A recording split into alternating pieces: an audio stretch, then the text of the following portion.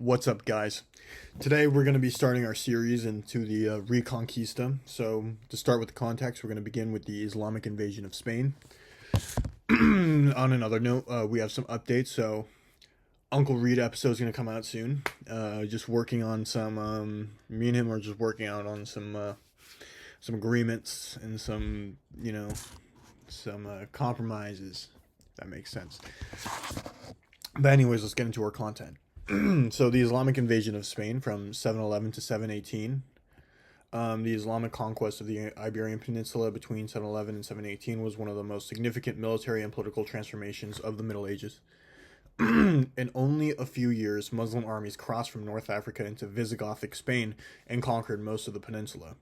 The invasion destroyed the Visigothic kingdom, established foundations of Al-Andalus, and created a frontier between Christianity and Islam that would shape European and Mediterranean history for nearly 8 centuries. So to begin with the background on Visigothic Spain. So before the invasion, most of the Iberian Peninsula was ruled by the Visigothic kingdom centered in Toledo. The Visigoths were a Germanic people who had ruled Spain since the collapse of Roman authority in the 5th century. Although they adopted Roman culture and Catholic Christianity, their kingdom suffered from chronic weaknesses. One of them was political instability. Unlike hereditary monarchies, Visigothic kings were often elected by nobles in a form of a unique monarchy called elective monarchy that we see in the Holy Roman Empire and the Byzantine Empire. So this means frequent coups, civil wars, and noble rebellions and assassination of kings. So the kingdom lacked a stable succession system. Next is the social divisions. So the Visigothic elite ruled over Hispano-Romans, Jews, and regional populations with local loyalties. Many groups felt little attachment to the central government. Next is the secession crisis of 710. So when King Witiza died, a civil war erupted. 2 factions emerged, so supporters of Roderick and supporters of Attila II. So this internal conflict severely weakened Spain just before the Muslim invasion. Now we have the rise of Islam in North Africa. So the conquest of Spain cannot be understood without considering the rapid expansion of Islam. After the death of the Prophet Muhammad, peace be upon him, in 632 after death, Arab armies conquered Syria. Egypt fell in 642. The Persian Empire collapsed, and North Africa was gradually expanded to and conquered. So by the early 8th century, the Umayyad Caliphate stretched from the Atlantic Ocean all the way to Central Asia. So the conquest of North Africa, the final major obstacle before Spain was the Berber population of North Africa. So the Umayyad Caliphate completed their conquest around 700 after death.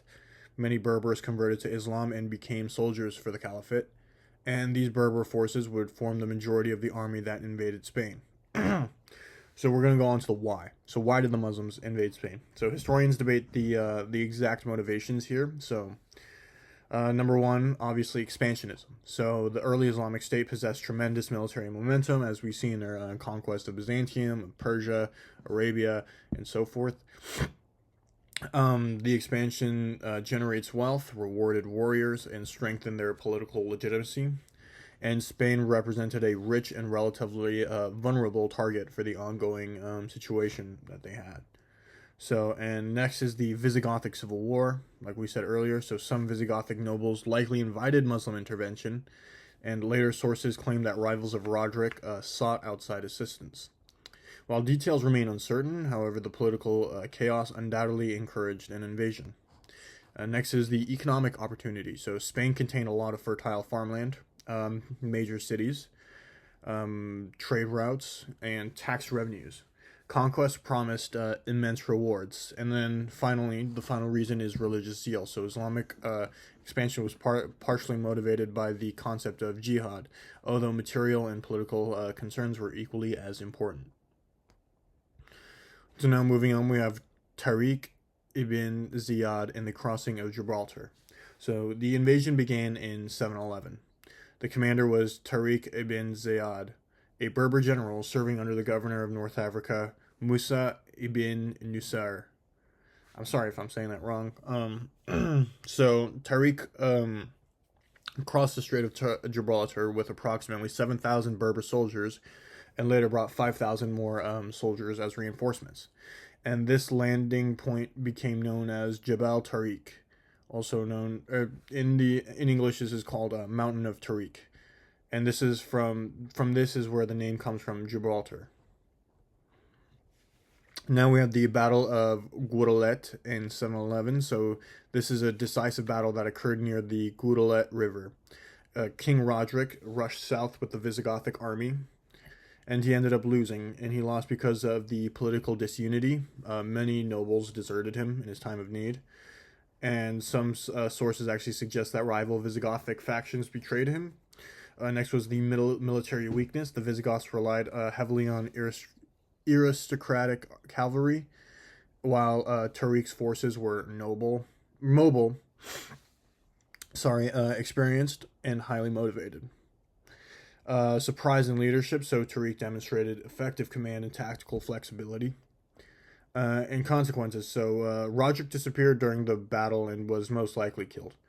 His death effectively decapitated the Visigothic state. Without strong central authority, resistance collapsed immediately. Moving on, we have the rapid conquest, so 711 from 718. So after Guadeloupe, the Muslim armies advanced with remarkable speed.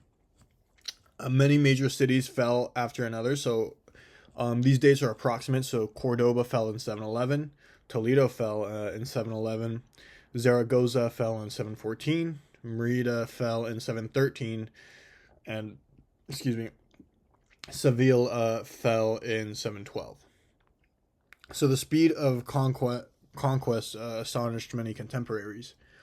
So why was it so fast? So the existing Roman infrastructure of road networks allowed for rapid military movement. There was a lot of weak resistance, so many regions surrendered rather than fight. Some local agreements were made, so Muslim commanders often negotiated surrender terms. So cities that submitted were frequently allowed religious freedom, self-governance, and property rights. And finally, the Visigothic collapse. So the kingdom effectively effectively ceased functioning after the death of King Roderick. So next, Musa ibn Nasser arrives. So after Tariq's success, Musa crossed into Spain with additional reinforcements. The two commanders ended up conquering remaining regions. However, tensions started to develop between them. The Umayyad Caliph summoned both men to Damascus, the head of the caliphate. So their achievements were celebrated, but neither would retain long-term control over Spain. Now, moving on, we have the nature of the conquest. So the conquest was not simply a war of extermination. Many regions entered treaties, such as the Treaty of Theodemir in 713. So this involves a Visigothic noble, and his name is Theodemir or Tudmir, something like that. He agreed to submit in exchange for protection, religious freedom, and retention of his land. Such agreements became a common occurrence. So this explains how relatively small armies controlled large populations. So who were the conquerors? So contrary to popular belief, the conquest was not primarily Arab. Most soldiers were Berbers, as we said, the indigenous peoples of North Africa who had recently converted to Islam. Arabs actually formed the military elite and governing class, but were in fact a minority. And this distinction would later on lead to this would produce tensions within Al-Andalus. Next, moving on, we have the creation of Al-Andalus. So the conquered territory became known as Al-Andalus, and it initially was a province of the Umayyad Caliphate, and the capital eventually became Cordoba. Over time, Al-Andalus developed into one of the most sophisticated societies in medieval Europe. So the Battle of Covadonga and the beginning of the Reconquista. So not all of Spain was conquered. In the northern mountains of Asturias, a resistance survived. Around 722, Pelagius defeated a Muslim force at the Battle of Covadonga. Although militarily small, the battle became symbolically important. Later Christian historians viewed it as the beginning of the Reconquista, which is the centuries-long effort to reclaim Iberia, ultimately succeeding in 1492. Yeah. So next is the expansion beyond Spain. So Muslim armies did not stop at the Pyrenees Mountains, which is the mountain range between France and Spain. I know I mentioned that in my videos a lot. So the Muslims started invading southern France. So some important campaigns included Narbonne in 719, Toulouse in 721, and Bordeaux in 732. So the advance culminated in the Battle of Tours in 732, which is where the Frankish leader Charles Martel defeated an Umayyad army. Although the battle did not end Muslim power in Iberia, it halted major expansion into northern Europe and pretty much changed the course of history. Now moving on, we have the historical significance. So this conquest of Spain fundamentally altered European history. It signaled a religious transformation. So Islam became a major European religion now. For centuries, Muslims, Christians, and Jews lived together in Iberia under varying conditions, creating what is known as the ornament of the world, which is frequently used to describe Spain until the 15th century. So the cultural exchange, Al-Andalus became a center of science, medicine, math, philosophy, and agriculture. Many Greek works reached Europe through Arabic scholarship. Moving on, we have the military consequences. So the invasion helped inspire the Frankish military reforms, Christian frontier warfare, and the Reconquista, obviously. And next is the political consequences. So the conquest destroyed the Visigothic kingdom and eventually contributed to the rise of powerful Christian kingdoms such as Castile, Leon, Aragon, and Portugal. And so now is the historical debate. Modern historians reject older narratives that portray the conquest as either a purely heroic Islamic liberation or a simple invasion by a foreign power. Instead, they emphasize a combination of Visigothic political collapse, Berber military effectiveness, Umayyad expansion, local alliances, and pragmatic surrender agreements. The conquest succeeded not merely because Muslim armies were strong, but because the Visigothic state was already fractured and vulnerable. So to conclude this and wrap this up, the Islamic invasion of Spain was one of the most successful conquests in medieval history, beginning with Tariq ibn Ziyad's crossing of Gibraltar in 711 and the decisive victory at Guadalete.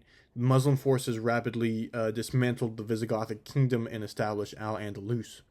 The conquest reshaped Iberia's political, religious, and cultural landscape, creating a civilization that became one of the intellectual centers of the medieval world.